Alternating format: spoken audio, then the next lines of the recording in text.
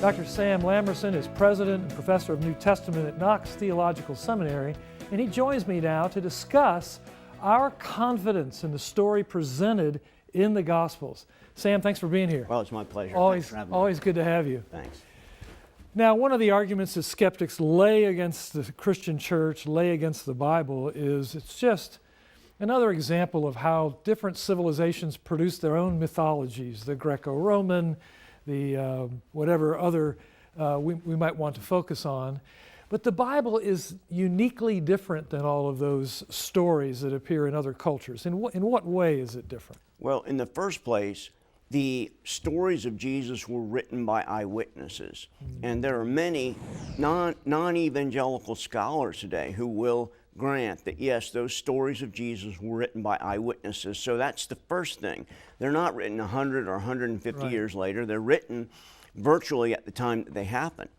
The second thing is that they were written very close to the time in which the events happen. So it's not eyewitnesses waiting until they're senile. It's eyewitnesses writing sometimes 10 or 15 years after the event had happened. Right. And so that's important. And it's important to realize that the New Testament itself claims to be a historical document. The Apostle Paul says, if Jesus wasn't really raised from the dead, then we are of all men most hopeless. We are of all people terribly hopeless because we've bought into what was a big lie. Right. And Paul, who lived virtually at the same time as Jesus, who may have seen Jesus in Jerusalem when he was a young man, he says the most important thing that we can recognize is that Jesus was a man, he was born, he died a terrible death of crucifixion, and he was resurrected.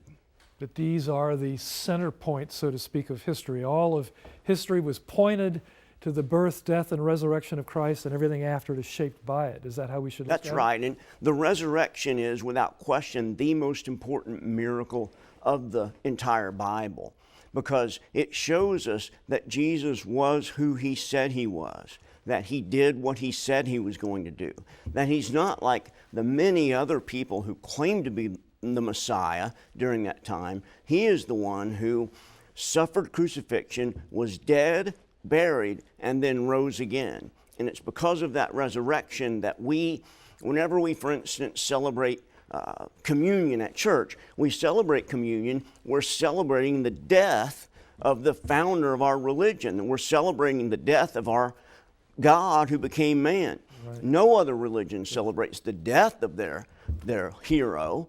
We can, though, because of the resurrection. I happen to think the greatest Christmas movie ever made is Charlie Brown Christmas, because for all the other ones that are so appealing, the clearest presentation of the gospel is in that little Peanuts Christmas movie, 28 minutes long. Exactly, and you find the Gospel of Luke, the birth narrative from the Gospel of Luke being read, and one of the great overarching themes of Luke's Gospel is that the Christ came for those who were outside, for the poor and for the oppressed, and for those that the religious leaders didn't want in the church or the synagogue at that time.